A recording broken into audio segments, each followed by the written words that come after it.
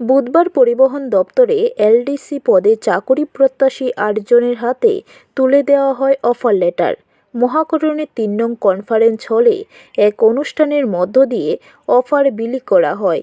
অনুষ্ঠানে উপস্থিত ছিলেন পরিবহন দপ্তরের মন্ত্রী সুশান্ত চৌধুরী, দপ্তরের সচিব ইউকে চাকমা, পরিবহন দপ্তরের কমিশনার সুব্রত চৌধুরী সহ অন্যান্যরা।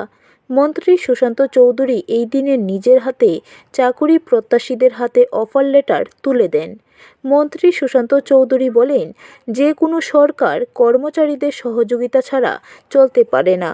মন্ত্রী, সচিব, অধিকর্তারা নীতি নির্ধারণ করবে, কিন্তু প্রকল্প বাস্তবায়নের কাজ করে সরকারি কর্মচারীরা সঠিকভাবে কাজ না করলে কোনো প্রকল্প সফল হবে না। এলডিসিরা সঠিকভাবে কাজ না করলে দপ্তর অচল হয়ে যাবে।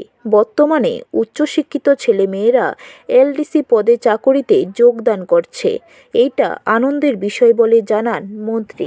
সেক্রেটারি মন্ত্রী যেই নেবে তাকে তার বেতন দিতে হবে, সরকার সে বেতন দেবে না।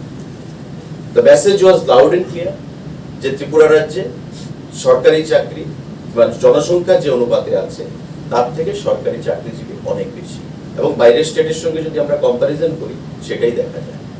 তো তারপরেও আমাদের যেহেতু এই রাজ্যে ইন্ডাস্ট্রি নেই বা আমাদের কর্পোরেট সেক্টর তেমন ভাবে নেই, তাই আমাদের রাজ্যের ছেলে মেয়েরা সরকারি চাকরির উপরই বিশেষ করে নির্ভরশীল, এবং তার লাইফকে সিকিউর করার জন্য সরকারি চাকরি তাই তারা বেশি প্রেফার করে।